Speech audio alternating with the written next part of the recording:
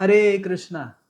Shrimad Bhagavad Gita series में आप सभी का बहुत बहुत हार्दिक स्वागत है। तो आज हम श्रीमद् भगवद गीता के दूसरे अध्याय का 67 और 68 नंबर श्लोक के ऊपर चर्चा करेंगे। जो 67 श्लोक है उसका टॉपिक है agitated senses carry away intelligence.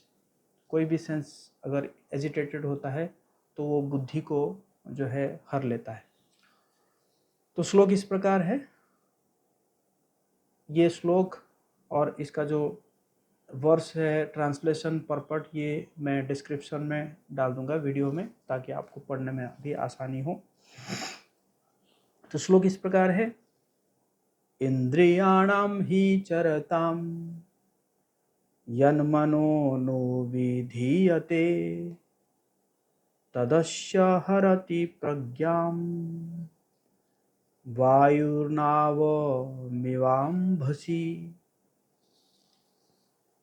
जिस प्रकार पानी में तैरती नाव को प्रचंड वायु दूर बहा ले जाती है, उसी प्रकार विचरणशील इंद्रियों में से कोई एक जिस पर मन निरंतर लगा रहता है, मनुष्य की बुद्धि को हर लेती है।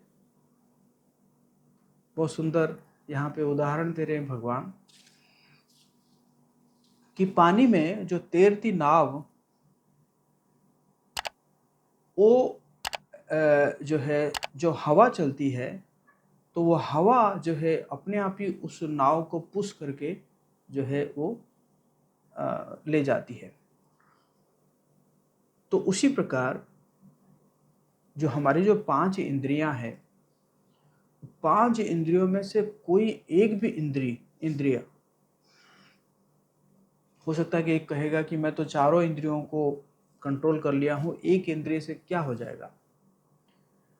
लेकिन भगवान कह रहे हैं वो एक इंद्रिय भी आपको बहुत नुकसान पहुंचा सकता है। कह रहे हैं कि वो जो इंद्रिय है जिसके ऊपर मन निरंतर लगा रहता है, सपोज करके कोई जो है अपने कान के ऊपर कंट्रोल कर रखा है, जीवा के ऊपर कंट्रोल कर रखा है, नाक के ऊपर कंट्रोल कर रखा है, त्वचा के ऊपर कंट्रोल कर रखा है, लेकिन अपने आँखों के ऊपर कंट्रोल नहीं है। तो इसी प्रकार कोई भी एक ऐसे कोई भी इंद्रिय अनकंट्रोल्ड है, वो जो है वो संयम नहीं है, तो वो एक ही इंद्रिय क्या कर सकता है, वो जो है मनुष्य की बुद्धि को हर लेती है, मनुष्य की बुद्धि को हर लेती है। तो इसलिए जो है श्रील प्रभुपाद जी इसमें कह रहे हैं कि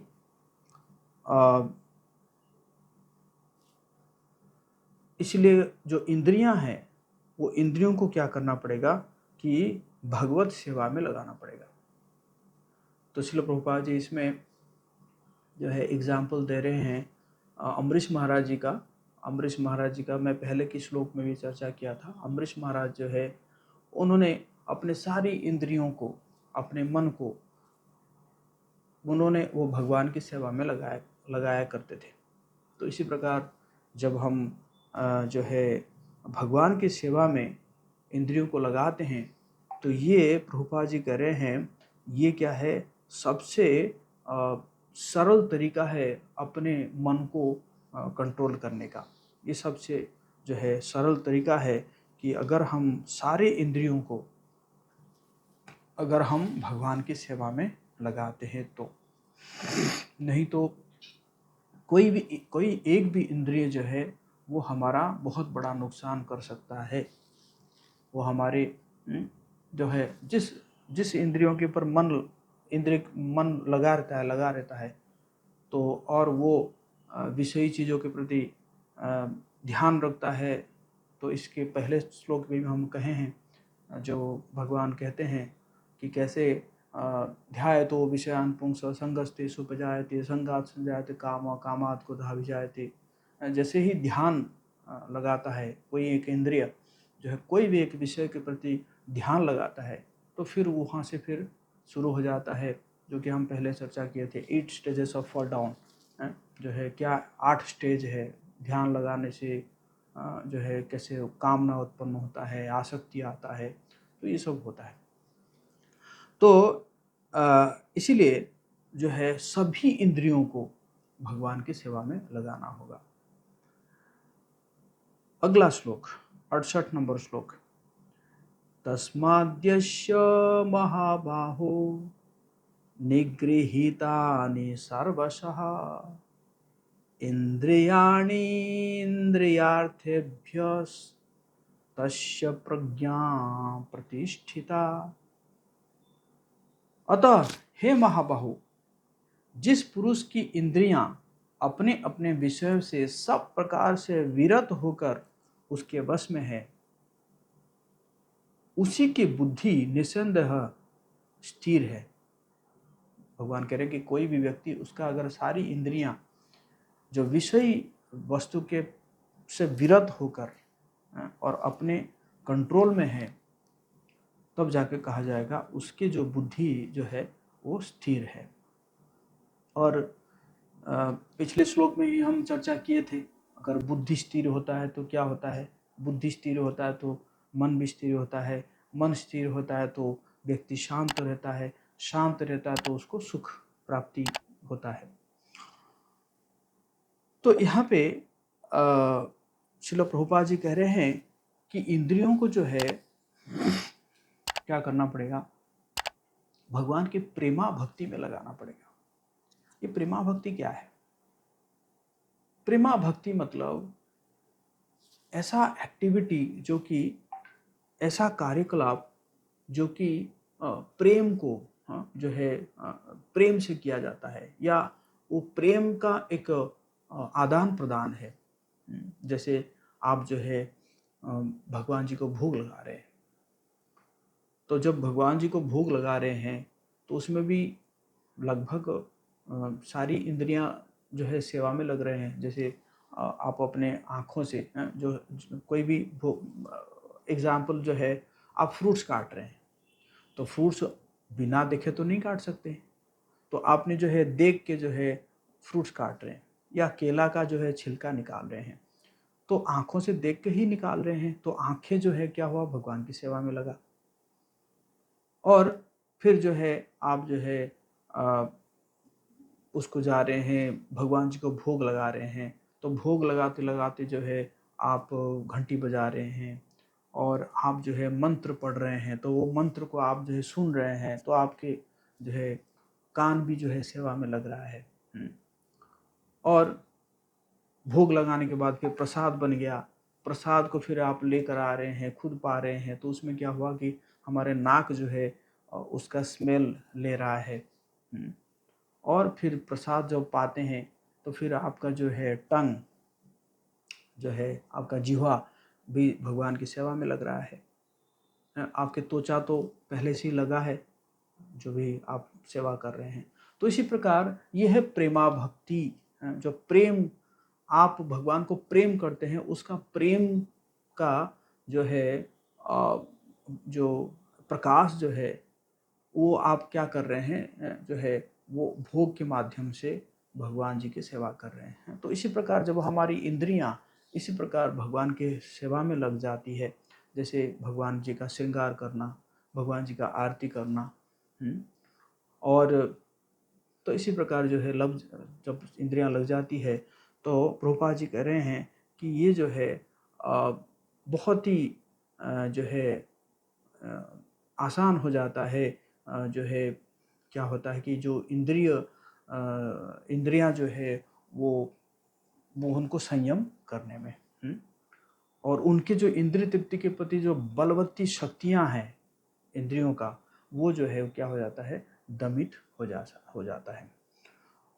तो प्रभुपाद जी कह रहे हैं कि कोई अपने आप ही इंद्रियों के ऊपर जो है इंद्रियों को संयम नहीं कर सकता। कोई मनुष्य अपने शक्ति से इंद्रियों को दीर्घ काल तक संयम नहीं कर सकता। और हम एग्जाम्पल भी देखे हैं, जैसे हम एग्जाम्पल देखे हैं, विश्वामित्र देखे हैं, दुर्वासा मुनि देखे हैं, हमने जो है सौबरी मुनि देखे हैं। तो अपने क्षमता से हम इंद्रियों को बहुत दिनों तक संयम नहीं कर सकते। उसके लिए किनकी सहायता लेनी पड़ेगी? भगवान की सहायता लेनी पड़ेगी। भगवान जो है ऋषिकेश इंद्रियों के स्वामी है वो। तो भगवान की कृपा से जो है हम इंद्रियों को संयम कर सकते हैं। और फिर श्रील प्रभुपाद जी कह रहे हैं कि जो है साधक, साधक कौन है? कह रहे कि जो साधक ये रियलाइज कर लिया है कि जो है कृष्ण भावनामृत के द्वारा ही हम मेरी बुद्धि जो है वो स्टेडी हो सकता है, मेरी बुद्धि जो है स्थिर हो सकती है। और साथ साथ फिर वो जो है अपने गुरु की सेवा में लग जाता है। गुरु मतलब जो भी गुरु हो या काउंसलर हो, जो भी शिक्षा गुरु हो, उन्होंने जैसे कहते हैं उसको अगर कोई फॉलो करने लगता है तो उसी को साधक कहते हैं। वैसे देखा जाए सब चीज़ के लिए साधना की ज़रूरत है। जैसे आप पढ़ाई कर रहे हैं वो भी एक जो है साधना है। आप कुछ किसी कर्म कर रहे हैं वो भी एक साधना है। लेकिन वो साधना जो है वो साधना करते करते आप अगर अपने जो है एक स्पिरिचुअल गाइडेंस लेते हैं, आध्यात्मिक किसी गुरु या फ्रेंड का आप अगर गाइडेंस लेते हैं तो फिर क्या होता है कि आपका जो कर्म है, चाहे आप पढ़ाई करें, चाहे आप कर्म करें, चाहे आप जो है जो भी आप करें, तो वो क्या हो जाता है? स्पिरिचुअलाइज हो जाता है, वो आध्यात्मिक हो जाता है।